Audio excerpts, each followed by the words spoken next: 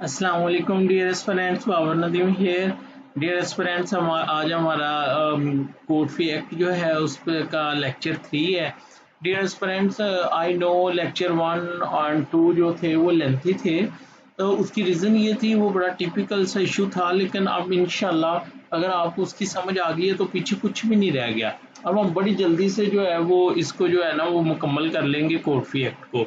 तो हमने जहाँ से छोड़ा था हम वहाँ से उसको जो है वो दोबारा जो है वो शुरू करते हैं उसको अपने मसलन हम बेसिकली क्या कर रहे थे। हम लोग बेसिकली जो थे हम लोग, आई होप कि आपने पिछले लेक्चर पढ़े, हम ना सब्जेक्ट मैटर की वैल्यू डिटरमिन करना सीख रहे थे।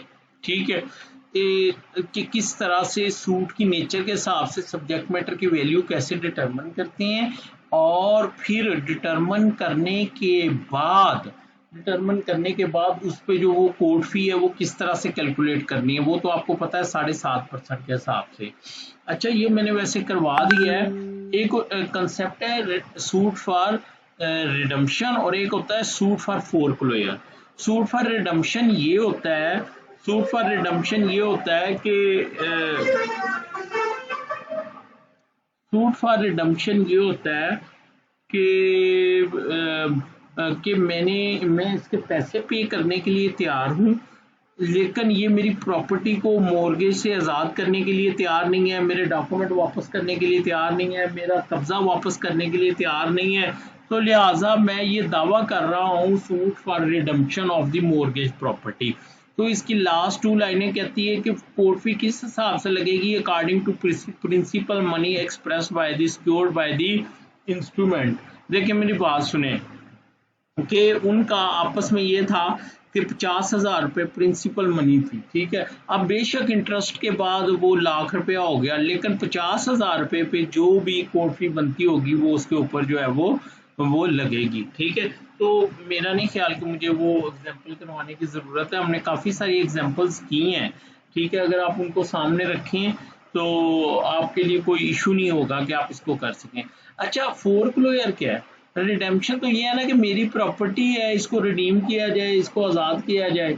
अब जो फोरक्लोजर है वो ये है कि जनाब इसने एज पर मॉर्गेज डीड जो है विद इन टाइम मेरे पैसे नहीं लौटाए, तो लिहाजा ये जो अब प्रॉपर्टी है इसकी वो मेरे नाम कर दें, ये है फोरक्लोजर। तो उसका भी प्रिंसिपल वही है कि अकॉर्डिंग टू प्रिंसिपल अमाउंट जो है वो वैल्यू, यानी वो कहलाएगी सब्जेक्ट मैटर वैल्यू। और फिर अगर वो 25,000 से कम है तो वो आज़ाद है, अगर वो 25,000 से ज़्यादा है तो 7.5% के हिसाब से, और मैक्सिमम 15,000 रुपया। अगर आपने मेरे पिछले लेक्चर पढ़े तो आपको मेरी ये बात समझ आ जाएगी। अब आगे चलें, सूट फॉर स्पेसिफिक परफॉर्मेंस, ये बहुत इंपॉर्टेंट है, ये पेपर में आपको आ सकता है। In suit for specific performance of a contract of sale according to the amount of the consideration। बड़ा सिंपल सा है कि एक बंदे से आपने 1 करोड़ रुपए की प्रॉपर्टी खरीदी है, तो अमाउंट ऑफ कंसिडरेशन क्या है, 1,00,000 रुपया। ठीक, 1 करोड़ रुपया। तो जितने की प्रॉपर्टी खरीदी है वो प्रॉपर्टी सब्जेक्ट मैटर कहलाएगा, और उस सब्जेक्ट मैटर पे आप क्या करोगे, उस सब्जेक्ट मैटर की बुनियाद पे आप उसका वो फार्मूला लगाओगे 7.5% वाला। ठीक है, बशर्ते कि वो शेड्यूल में कहीं और ना लिखा हो। इसी तरह contract of mortgage according to the amount agree to be secured, वही वो जो अमाउंट थी, प्रिंसिपल अमाउंट जो सिक्योर करनी थी। ठीक है, of the contract of lease according to the aggregate amount of the fine or premium in any and of rent agreed to pay during the first year of the term। पहले साल का कुल जो rent बनता है वो उठा लो, अगर उसमें कोई फाइन भी उसने लेना है वो भी उसमें शामिल कर लो, अगर कोई प्रीमियम भी वापस होना है वो भी उसमें शामिल कर लो, उसको टोटल कर लो। अगर वो अगर वो मसलन जो भी बनता है अब उसका 5.5% 7.5% के हिसाब से वो कोर्ट फी देगा। Very simple of an award according to the amount और value of the property in dispute. बच्चों, अवार्ड क्या होता है, जो आर्बिट्रेशन एक्ट के तहत जो आर्बिट्रेटर्स डिसीजन देते हैं ना उसको बोलते हैं अवार्ड, उसको क्या कहते हैं अवार्ड। अब उसके ऊपर भी कोर्ट फी लगती है, जब कोई रूल ऑफ द कोर्ट बनवाने आता है अवार्ड को तो उसके ऊपर भी कोर्ट फी लगती है, और वो किस हिसाब से लगेगी, अकॉर्डिंग टू द अमाउंट और value of the property in dispute. जिस प्रॉपर्टी की बाबत वो अवार्ड जारी हुआ जो उसकी वैल्यू होगी उस पर कोर्ट फी लगेगी। और मैंने आपको बताया था कि अगर वैल्यू जो डॉक्यूमेंट्स हैं रिकॉर्ड पे अगर तो उनसे समझ आती है तो फिर ठीक है, लेकिन अगर कोर्ट को डाउट है तो वो फिर रिपोर्ट में वो आ सकता है किसी भी रेवेन्यू ऑफिसर से कि भाई इसकी रिपोर्ट दो, बताओ इसकी वैल्यू कितनी है प्रॉपर्टी की। ठीक है, होप कि आपको इसकी भी समझ आ गई, कोई मुश्किल बात नहीं है। अब मैं आगे चलता हूँ, इसको लेकर ना प्रोपोजिशन वाला ज़हन रख के चलो अपने ज़हन में, कि वो आपको कोई बना के दे दे, कोई प्रोपोजिशन बना के दे दे, वो कह दे यार ये कॉन्ट्रैक्ट ऑफ सेल है और ये जो है ना 1 करोड़ रुपए का इनका एग्रीमेंट था, 90 लाख रुपया वो दे चुका है, तो 10 लाख रुपया बाकी है, तो बताओ कोर्ट फी कैलकुलेट करो। अब वो 10 लाख पे कोर्ट फी नहीं लगनी, देखिए उसने लिखा है अमाउंट ऑफ कंसिडरेशन, जो कुल वैल्यू थी 1 करोड़ उस पे लगेगी। ठीक है, तो ये वाली चीजें जो है ना ये सीखने वाली है। अब आगे चले, बिटवीन लैंडलॉर्ड और टेनेंट, ये बड़ा इजी है, ये बड़ा इजी है। कह रहे हैं in the following suit between landlord, ये इंपॉर्टेंट नहीं है। ठीक है, बहरहाल लैंडलॉर्ड और टेनेंट आपको पता है ना, लैंडलॉर्ड और टेनेंट। अच्छा, एक होती है एग्रीकल्चर प्रॉपर्टी, एक होती है अर्बन प्रॉपर्टी। अर्बन प्रॉपर्टी पे अप्लाई होगा रेंट रिस्ट्रिक्शन, वो एक्ट जो है 2009 वाला। एग्रीकल्चर प्रॉपर्टी के ऊपर अप्लाई होगा वो टेनेंसी एक्ट या लैंड रेवेन्यू एक्ट। ठीक है, तो अब उसकी तो मेरा ख्याल फीस फिक्स है, तकरीबन 15 रुपये है शायद, जो रेंट मैटर्स हैं। लेकिन यहाँ पे एग्रीकल्चर प्रॉपर्टी में कैसे वो कैलकुलेट होगा देखें, वो कह रहा है फॉर द डिलीवरी और by a tenant of the counter part of lease. देखो काउंटर पार्ट के क्यूएसओ में भी आपने पढ़ा होगा, जब एक डॉक्यूमेंट दो हिस्सों में एग्जीक्यूट हुआ हो तो उसको क्या कहते हैं, काउंटर पार्ट्स। यानी एक ही डॉक्यूमेंट्स के एक ही डॉक्यूमेंट को दो जगहों पे तहरीर किया गया, ठीक है, या एक दूसरे की फेवर में, यानी एक जो तहरीर है वो दूसरे के अगेंस्ट है और दूसरी जो तहरीर है वो पहले के अगेंस्ट है, तो उसको कहते हैं डॉक्यूमेंट इन काउंटर पार्ट।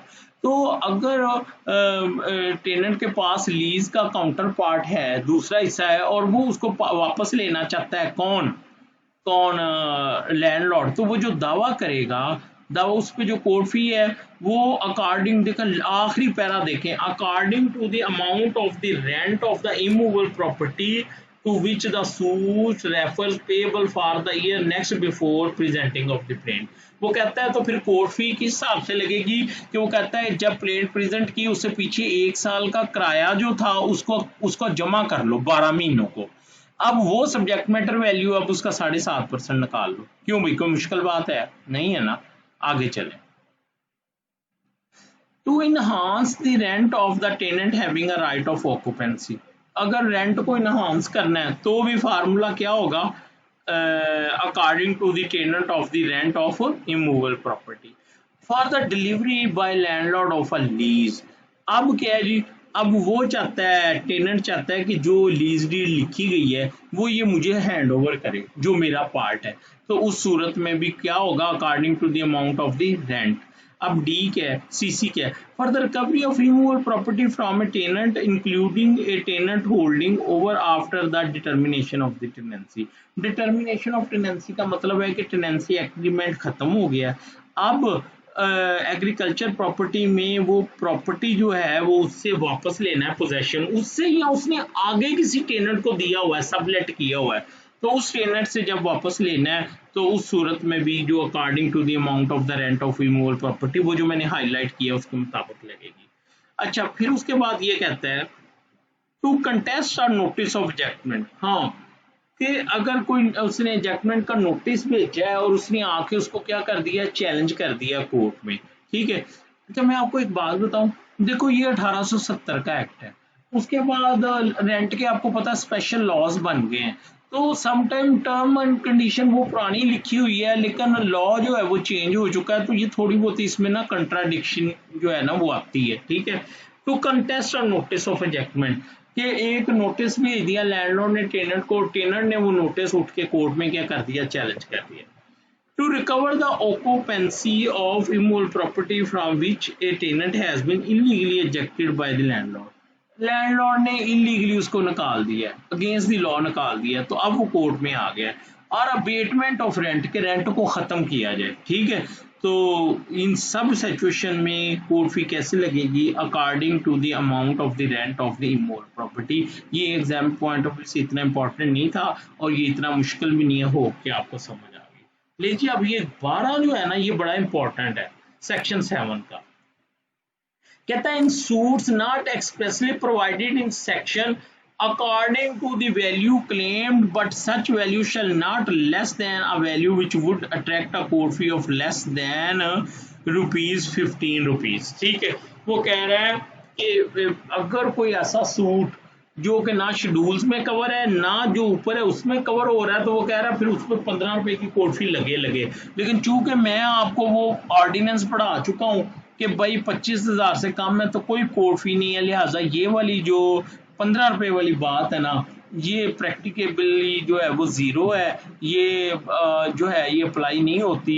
अलबत्ता जो ऊपर वाले सूट्स हैं उसके मुताबिक कोर्ट फी लगेगी। होप कि आपको मेरी बात जो है वो समझ आ गई। अब मैं आगे चलूं।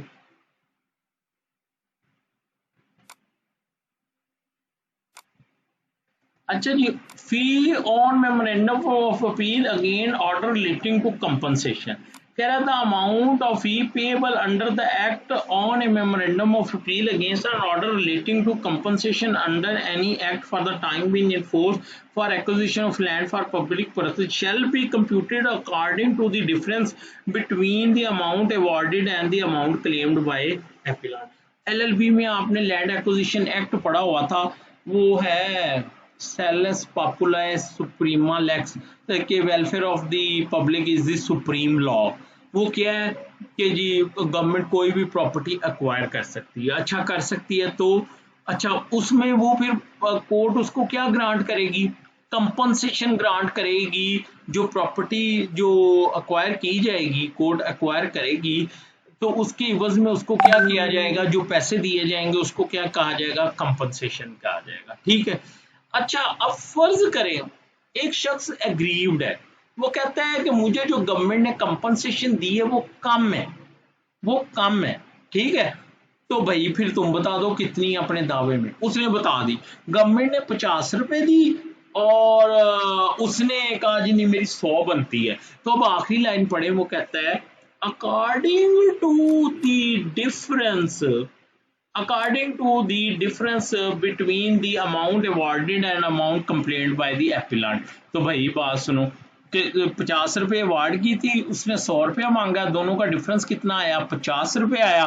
तो ₹50 मिसाल दे रहा हूँ, ₹50 पे कोर्ट फी लग जाएगी। ठीक है, वो यानी ₹50 के हिसाब से कि वो मतलब फर्ज करें कि अगर डिफरेंस जो है वो ₹2,00,000 आ रहा है, तो फिर हमने उसको जो 7.5% के हिसाब से जो कोर्ट फी बनती होगी वो देनी होगी। बहुत ईजी है, मेरा ख्याल है कि आपको समझ आ गई है। अब मैं सेक्शन 9 के ऊपर चलता हूँ। Power to ascertain net profit और मार्केट वैल्यू। नेट प्रॉफिट क्या है, खर्चे वगैरह निकाल के जो बाकी पैसे हैं वो है, या मार्केट वैल्यू क्या है। कह रहा है if the court sees reason to think fit that the annual net profit और the market value of any such land house और garden as is mentioned in section 7 of paragraph ये have और have not been wrongly have or has been wrongly estimated, the court may for the purpose of computing the court fee payable in any suit therein mentioned issue a commission to any proper person directing him to make such local or other investigation as may be necessary and to report thereon to the court।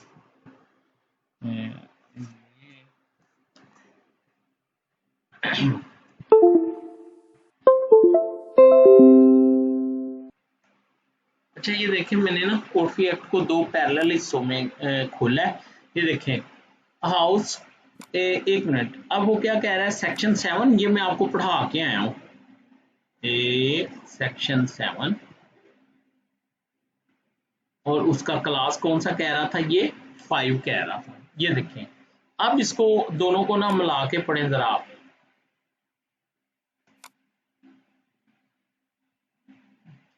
कह रहा है if the court fees if the court sees reasons to think that the annual net profit or the market value of such land suit or garden as mentioned in section 7 paragraph 5 and 6, लो जी ये 5 है, ये याद है आपको, पता था ये वाला, where the subject matter is land and where net profits have arisen from such land during the next before the date presenting the plaintiff 15 times such net profit। मसलन वो कहता है, ये हमने पढ़ा था कि एग्रीकल्चर प्रॉपर्टी है, उस पर मालिया अप्लाई होता है, ठीक है, और उस पर प्रॉफिट भी आता है, तो जो उसका नेट प्रॉफिट होगा, ठीक है, उसका जो 15 टाइम होगा, उसका जो एनुअल नेट प्रॉफिट होगा, उसका जो 15 टाइम होगा, वो सब्जेक्ट मैटर की वैल्यू होगी, उस पर आप कोर्ट फी जो है डिटरमिन करें। अब इधर आए, ये जो अब जो सेक्शन है, ये सेक्शन जो 9 है, ये कहता है अगर उसने नेट प्रॉफिट गलत लिखा है, अगर उसने नेट प्रॉफिट गलत लिखा है तो कोर्ट किसी भी बंदे को कह सकती है कि वो जाके इन्वेस्टिगेट करे और उसकी जो प्रॉपर वैल्यू है वो ला के बताए। तो ये तो मैं आपको बार बार कह रहा हूँ कि कोर्ट रेवेन्यू ऑफिसर को कह सकती है कि भाई रिपोर्ट दो, तो वो यही है, वो यही सेक्शन है, इस सेक्शन के तहत कोर्ट जो है वो ऑर्डर करती है।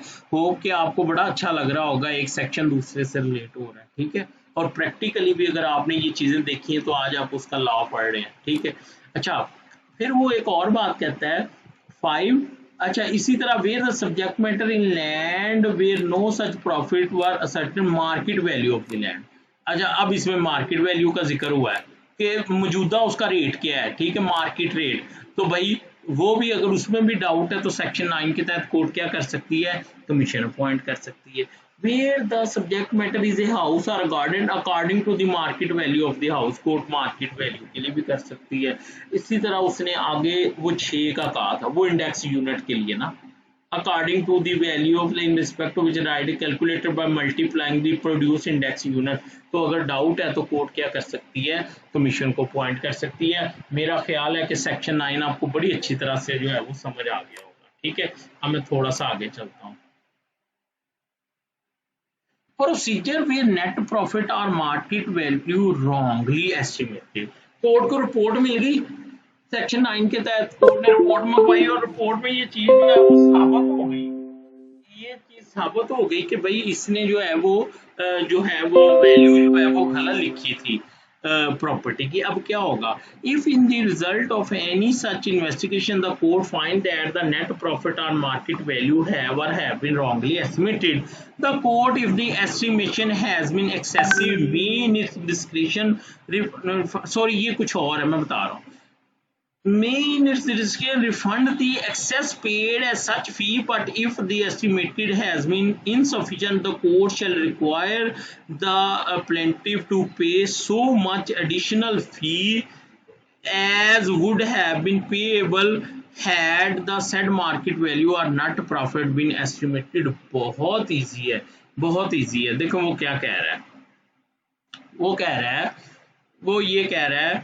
कि कोर्ट ने इन्वेस्टिगेशन की, कोर्ट ने इन्वेस्टिगेशन की, ठीक है, और इन्वेस्टिगेशन में कोर्ट को ये पता चला कि जो नेट प्रॉफिट या जो मार्केट वैल्यू है वो रॉन्गली लिखी है उसने अपनी प्लेंट के अंदर for the purpose of court fee. तो अब कोर्ट क्या करेगा, कोर्ट कहता है if the estimated has been excessive, अगर उसने अपनी प्लेट में ज्यादा लिख दिया नेट प्रॉफिट या मार्केट वैल्यू और जो रिपोर्ट आई उसके मुताबिक मार्केट वैल्यू कम थी, तो अब कोर्ट क्या करेगा कि जितनी उसने कोर्ट फी ज्यादा की है कोर्ट उसको वापस कर देगा। लेकिन अगर कोर्ट को लगा, अगर कोर्ट को लगा कि नहीं भाई कोर्ट फी ज्यादा बनती थी, इसने कम दी है, इसने कम दी है, तो फिर कोर्ट क्या करेगा, फिर कोर्ट उसको बाकी पे करने का ऑर्डर कर देगा। तो बड़ा आसान है, मैं दोबारा पढ़ता हूँ। Procedure where net profit or market value wrongly estimated. If in the result of any such investigation the court finds that the net profit or market value have or has been wrongly estimated, the court, if the estimation has been excessive, may in this can refund the excessive paid as such fee, but if the estimation has been insufficient the court shall require the plaintiff to pay so much additional fee as would have been payable and the said market value or net profit been rightly estimated, यानी वो उस हद तक court fee पे करेगा कि वो जो प्रॉपर्टी है वो क्या हो जाए, यानी वो अकॉर्डिंग टू लॉ वो जो है वो कोर्ट फी हो जाए। अच्छा जी, उसके बाद जी ये सेक्शन 10 है। सेक्शन 10 क्या कहता है कि प्रोसीजर वे नेट प्रॉफिट और market value wrongly estimated. Sorry, section 10 हमने कर लिया, अब इसका सब सेक्शन 2 है, वो क्या कहता है? कहता है in such case the suit shall be stayed only the additional fees paid, if the additional fee is not paid within such time as the court shall fix the suit shall be dismiss. लो जी, very simple, very simple. और हमें पता है कि कह रहा है कि अगर उसने एक्स्ट्रा जो बकिया कोर्ट फी है वो नहीं दी तो कोर्ट उसको प्रोसीडिंग को स्टे कर देगा, दावे को आगे नहीं चलाएगा। अगर वो फी दे देगा ठीक है, नहीं तो सूट को क्या कर देगा, डिसमिस कर देगा। क्यों जी, समझ आ गई मेरी बात की? अब मैं आगे चलता हूँ, अब सेक्शन 11 पे आ जाए। कह रहा है procedure in suit for means profit and account when amount decreed exceeds amount claim. अच्छा, मीन्स प्रॉफिट क्या है? सीपीसी निकालें, मैंने उसकी डेफिनेशन में पढ़ाई है, तो आप उसकी डेफिनेशन क्लास में जाके मीन्स प्रॉफिट की डेफिनेशन जो है वो पढ़ सकते हैं। तो मीन प्रॉफिट की जो डेफिनेशन उसमें लिखी है वो क्या है कि एक बंदा wrongly in possession of immovable property हो, तो उस दौरान में जो उसने इम्प्रूवमेंट वो किया होगा, गेन किया होगा, कितने अरसे तक व्हाटसोएवर, वो मीन प्रॉफिट कहलाएगा। अलबत्ता अगर उसने कोई इम्प्रूवमेंट किया तो वो उसमें नहीं आएगा, याद करें, आप उसको पढ़ लें। अच्छा, अकाउंट क्या है? वो फहमीदे साहब रिंडिशन ऑफ अकाउंट के जनाब हमने मिलके कोई कारोबार किया था, तो वो नफा नुकसान के हम बराबर के मालिक थे, तो ये अब मुझे बताता ही नहीं है क्या पाया क्या खोया, तो ये मेरे साथ हिसाब करे। तो अब वो कहता है, कह रहा है procedure in suit for mesne profit or account when amount decreed exceeds amount claimed. ठीक है, देखिए कह रहे हैं in suit for mesne profit or movable property and mesne profit or for an account if the profit or amount decreed or is in excess of the profit claimed or amount at which the plaintiff valued the relief sought, the decree shall not be executed unless the difference between the fee actually paid and the fee which would have been payable had the suit comprise the whole of the profit or amount so decreed shall have paid the proper officer। अब मेरी एक बात सुने, तो जरा ऊपर आए ना सेक्शन 7 में, इधर ये जो मैं स्क्रॉल कर रहा हूँ, इधर आए, वो जो हमने 4 पढ़ा था इन सूट्स, इसमें ये देखें हमने ये पढ़ा था फॉर अकाउंट्स, ये देखें फॉर अकाउंट्स क्या था, according to the amount at which the relief is sought. कि जब उसने दावा दायर किया था तो वो जो मर्जी कह दे, वो कहे जी मेरे रिलीफ की कीमत 5,000 रुपया या 10,000 रुपया, तो कोर्ट क्या करेगी, उस हिसाब से कोर्ट फी को जो है वो देखेगी। इसी तरह से मींस प्रॉफिट भी कहीं था, मींस प्रॉफिट भी कहीं पे था। अच्छा, अब मेरी एक बात सुने, अब इनमें होती है प्रीलिमिनरी डिक्री, ठीक है, प्रीलिमिनरी डिक्री के बाद फाइनल डिक्री में जाके क्या होता है कि वो चीजें जो है वो डिटरमिन होती हैं।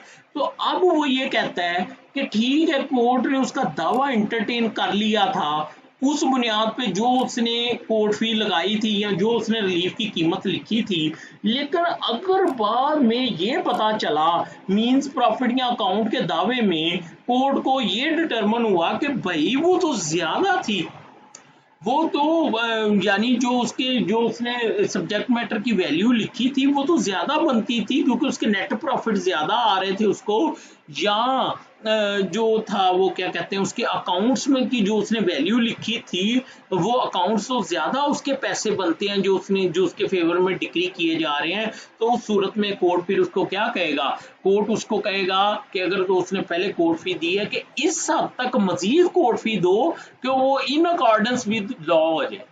मसलन क्या मतलब इससे, मसलन उसने 50 रुपए वैल्यू लिखी, कोर्ट ने 50 रुपए के हिसाब से कोर्ट फी लगा दी, ठीक है। अब बाद में पता चला नहीं वो तो 100 रुपया बनता था नेट प्रॉफिट या अकाउंट का, तो अब कोर्ट वो बाकी 50 रुपए की हद तक कोर्ट फी लेगी ताकि जो 100 रुपए के मुताबिक कोर्ट फी लगती है वो इन अकॉर्डेंस विद लॉ आ जाए। बच्चों मैं इसको पढ़ने लगा हूं, आपको समझ आ जाएगी, देखिएगा। कहता है in the suit for mesne profit or for immovable property and mesne profit or for account if the profit or amount decreed or in the excess of the profit claimed or amount at which the plaintiff valued the relief sought, the decree shall not be executed unless the difference between the fee actually paid and the fee which would have been payable had the suit comprised the whole of the profit or amount, so decree shall have paid to the proper officer. वो कह रहा है कि जो difference आ रहा है decree करने के बाद, जब तक वो नहीं देगा कोर्ट उस डिक्री को एग्जीक्यूट नहीं करेगा। मेरा नहीं ख्याल कि यहाँ पे आपको अब कोई कंफ्यूजन है, ठीक है। Where the amount of means profit is left to be certain in the course of execution of the decree, if the profit so certain exceed the profit claimed, the future execution of decree shall be stayed unless the difference between the fee actually paid and fee which would have been paid at the suit comprise the whole of the profit or certainty paid. If the additional fee is not paid, the suit shall be dismissed। देखें ऊपर तो ये था ना कि दावा decree हो गया, ठीक है। यहाँ पे ये है कि कोर्ट ने कहा कि भाई जो बकिया फ्यूचर मींस प्रॉफिट है ना वो थ्रू एग्जीक्यूशन डिटरमिन होंगे, और कुछ हद तक कोर्ट ने डिटरमिन कर दिया सूट के दौरान। अब सूट में जो डिटरमिन हुए उसके मुताबिक भी उसने कोर्ट फी जो थी वो कम लगाई थी, तो अब उसको कोर्ट कहेगा कि ठीक है एग्जीक्यूशन में भी देखेंगे फ्यूचर मींस प्रॉफिट को, लेकिन जो अभी तक डिटरमिन हुए हैं आप उसके मुताबिक कोर्ट फी को जो है ना वो पूरा कर दें। अगर वो नहीं करेगा तो उसका दावा क्या हो जाएगा, वो डिसमिस हो जाएगा। बिल्कुल मुश्किल नहीं है, ठीक है। Refund where amount decrees less than amount. लो ऊपर तो ये था ना कि वो दे पैसे दे, अब नीचे है कि अगर उसके मींस प्रॉफिट जो उसने कीमत लिखी थी अकाउंट की उससे कम कोर्ट ने एस्टिमेट लगाया, कोर्ट ने कहा कि कम बनते हैं, तो अब जो उसने ज्यादा कोर्ट फी दी थी वो देखे ना उसी सब्जेक्ट मैटर के हिसाब से निकलेगी कि मसलन जितने सब्जेक्ट मैटर का डिफरेंस आएगा उसमें जितनी कोर्ट फी बनेगी वो फिर क्या होगी उसको वापस होगी। होप कि आपको मेरी बात की जो है वो समझ आ गई। जैसे ऊपर भी था, ऊपर भी आप देखें सेक्शन 9 में भी यही था कि अगर वो मीन नेट प्रॉफिट और मार्केट वैल्यू उसने कम एस्टीमेट लगाई थी तो कोर्ट उसको कोर्ट फी का कह देगा, और अगर उसने ज्यादा लगाई थी तो कोर्ट रिफंड कर देगा। अब नेट प्रॉफिट और मार्केट वैल्यू, अब जो सेक्शन 11 है इसमें भी मींस प्रॉफिट और अकाउंट में भी ऐसे ही है कि अगर उसने कम दी थी तो कोर्ट उसको बाकी का ऑर्डर कर देगा, और अगर उसने ज्यादा दी थी तो सब सेक्शन 2 क्या कहता है, where in any such suit as is refer to in the court fee paid is found to be excess of the amount of fee which would be payable if the suit have been valued at the amount decreed, the decree holder shall be entitled to refund the court fee. Excessive court fee बिल्कुल मुश्किल नहीं है। अब आगे चलें, decision of a question as to valuation. देखिए उधर high court का हमने सेक्शन 6 पढ़ा था कि अगर कोई डिस्प्यूट होगा तो टैक्सिंग ऑफिसर हैंडल करेगा, ठीक है, और अगर वो जनरल इंपॉर्टेंस का होगा तो टैक्सिंग ऑफिसर किसको रेफर कर देगा, उसको रेफर कर देगा चीफ जस्टिस को। लेकिन यहाँ पे सेक्शन 12 में वो कहता है कि कोर्ट ने खुद ही उसको हैंडल करना है। Question as to value. Every question relating to value for the purpose of determining the amount of any fee charged in this section on a plaintiff memorandum but in which the plaintiff shall, as the case may is filed, and such decision shall be final as between the parties, ठीक है। But where such suit comes before the court of appeal, अच्छा सबसे पहले तो ये है कि court जो है वो जो डिटरमिन कर देगा वो फाइनल होगा, ये तो सेक्शन 12 कहता है, ठीक है। जिस कोर्ट ने ऑर्डर किया उसने जो कह दिया वो फाइनल हो गया। लेकिन अगर फर्दर वो चैलेंज हो जाता है दावा, but where any such suit comes before a court of appeal reference or opinion, if such court consider that the said question has been wrongly decided to determine to detriment of the revenue, it shall require the party by whom fee has been paid or to pay such additional fee as would have been payable by the question has been rightly decided and the question of section 10 लो। वो कह रहा है कि देखें नीचे court ने कहा उसको कभी तुम्हारी कोर्ट फी बनती है 50 रुपए, उसने दे दी, ठीक है, या कोर्ट ने कहा नहीं बनती। ऊपर वो अपील में गया तो अपील में कोर्ट ने कहा कि ये तो नीचे कोर्ट फी लगनी चाहिए थी, तो अब कोर्ट क्या करेगी, उसको कहेगी कि वो नीचे वाली भी कोर्ट फी दो। हो कि आपको मेरी बात जो है वो समझ आ गई। और पैराग्राफ 10(2) क्या है कि अगर वो नहीं देगा तो दावा क्या हो जाएगा, डिसमिस हो जाएगा या अपील डिसमिस हो जाएगी। बिल्कुल मुश्किल नहीं है, बिल्कुल मुश्किल नहीं है। Section 13 refund of fee paid on memorandum of appeal. If an appeal or plaint which has been rejected by the lower court on any of the ground mentioned in the code of the order to be received, or if the suit is remanded and appeal on any of the ground mentioned in section 300 common of the same. अच्छा, ये section 300 common of the same को यहाँ से बढ़ाएं। This reference should now be read as applying to provision of order 22 rule 23। Actually ये पुराना है ना, 1870 का है, सीपीसी तो 1908 में आई थी, तो अब उसको क्या पढ़ेंगे, इसको ऑर्डर 22 रूल 23 पढ़ना है। ठीक है, for a section lower, the appellate court shall grant to the appellant a certificate authorizing him to receive back from collector the full amount of fee paid on the memorandum of the appeal। लो भी बड़ा interesting है, सुनिएगा क्या था।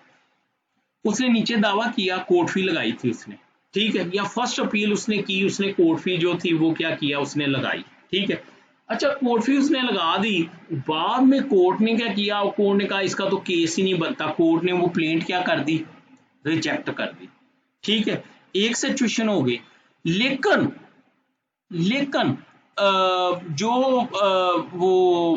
जो appellate court थी उसने कहा कि नहीं भाई ये प्लेंट तो दावा चलना चाहिए था, is the order to be received, यानी रिजेक्शन ऑफ प्लेंट वाला ऑर्डर क्या हो गया, सेट असाइड हो गया, या कोर्ट ने वो जो नीचे वाली डिसीजन थी उसको सेट असाइड करते हुए केस को क्या कर दिया, रिमांड कर दिया। तो बच्चों, अगर उसकी प्लेंट रिजेक्ट हो गई थी और उसने अपील की और अपील में उसको कोर्ट फी लगानी पड़ी, उसने लगा दी, तो कोर्ट ने अगर नीचे वाली अदालत का फैसला गलत कह दिया तो उस बेचारे का क्यों कसूर, क्या कसूर, वो क्यों ऊपर वाली फीस दे, अदालत नीचे वाली अदालत, no one should be suffered by the act of the court. जब नीचे वाली अदालत ने गलत फैसला किया और उसको अपील करनी पड़गी, कोर्ट फी लगानी पड़गी, तो अब जब कोर्ट ने कह दिया है कि नीचे वाली अदालत का फैसला गलत था, तो फिर अब कोर्ट जो है वो अपील में वो कोर्ट फी क्यों दे, अपील पे जो उसने कोर्ट फी लगाई है, अपील पे जो कोर्ट फी, तो फिर अब कोर्ट क्या करेगा, उसको एक सर्टिफिकेट जाएगा कि जाओ कलेक्टर के पास जाओ और जो तुमने अपील पे कोर्ट फी लगाई थी ना वो वापस ले लो।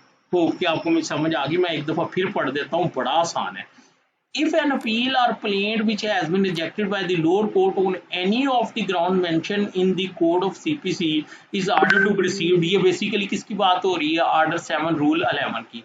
और if the suit is remanded, या कोर्ट ने क्या किया, रिमांड कर दिया है अंडर ऑर्डर 23 रूल 22। ठीक है, अच्छा, तो the appellate court shall grant to the appellant a certificate authorizing him to receive back from the collector the full amount of fee paid on the memorandum of appeal। क्यों जी, समझ आ गई आपको, कोई मुश्किल तो नहीं है। Provided that if the case of remand in appeal, the order of remand shall not cover the whole of the subject matter of the suit, the certificate so granted shall not authorize the appellant to receive back more than so much fee as would have been originally payable on the part or parts of subject matter in respect of where the suit has been remanded। देखें, अब वो कहता है कि फर्ज करें court ने case तो रिमांड किया है, लेकिन पूरी डिसीजन सेट असाइड नहीं की कोर्ट की, नीचे वाली की, कुछ हिस्सा, कुछ सब्जेक्ट मैटर की हद तक केस जो है वो रिमांड किया है, तो जितने की हद तक रिमांड किया कोर्ट ने केस, उसकी हद तक जो कोर्ट फी है वो उसको वापस मिल जाएगी। क्या मुश्किल है इसमें, कोई मुश्किल नहीं है। अब आगे चले, refund of fee on application for review of judgment. Review की एप्लीकेशन दी है, where an application for review of judgment is presented on or after the 19th day from the date of decree, the court, unless the delay was caused by the appellant, may grant him a certificate authorized to receive back from the collector so much of the fee paid on the application as exceed to the fee which would have been payable if had been। लो भाई, बहुत आसान है, बहुत आसान है। जरा इधर आए ना, शेड्यूल में यहाँ पे हमने पढ़ा था if review within 90 days, schedule 1 में if review is within, कहाँ गया, ये देखें, an application for review judgment presented after 19 days, तो फिर तो पूरी कोर्ट फी लगेगी, लेकिन बिफोर 90 डेज तो फिर कितनी लगेगी उस पर, फिर हाफ लगेगी। अब फर्ज करें उसने ये वाला कर दिया कि आफ्टर 90 डेज उसने किया है तो फी फुल दे दी, लेकिन इधर आके उसने कोर्ट को जस्टिफाई कर दिया कि उसकी मजबूरियां थी जिसकी वजह से वो 90 दिन में नहीं आ सका और कोर्ट ने उसकी मजबूरियां मान ली हैं, तो अब कोर्ट उसको हाफ जो कोर्ट फी है वो यानी 4 में फॉल करेगा तो उसकी हाफ जो कोर्ट फी होगी उसको क्या करवाएगा, वापस करवाएगा। अब दोबारा पढ़ता हूँ आपको समझ आ जाएगी। Where an बस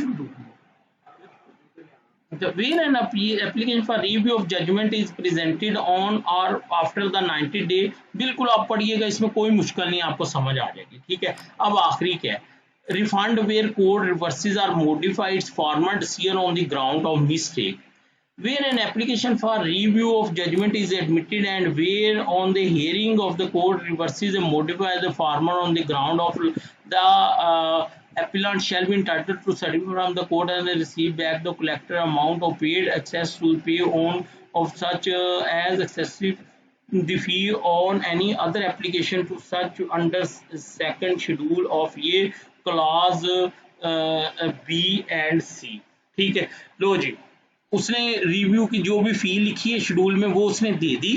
ठीक है, तो वैसे तो वो लॉ आ गया कि आप 5000 जमा करवाएं, बाद में रिव्यू की एप्लीकेशन एक्सेप्ट हो गई, जैसे ऊपर अपील की होगी, तो अब कोर्ट क्या करेगा, क्योंकि उसकी तो मिस्टेक ही नहीं थी, वो बेचारे को रिव्यू फाइल करना पड़ गया, तो अब कोर्ट उसको वापस करने का, कोर्ट फी को वापस करने का क्या करेगा, ऑर्डर करेगा कि तुम जाओ सर्टिफिकेट ले लो और करेक्टर से जाके ये जो तुमने रिव्यू किया था इसकी फीस ले लो। ठीक है, but nothing in the formal part of this section shall entitle the applicant to such certificate where reversal or modification is due wholly part to fresh evidence which might B.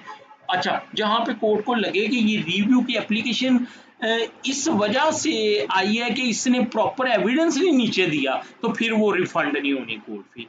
Hope कि आपको समझ आ गई। ये था section 15 refund वाला, बड़ा easy है।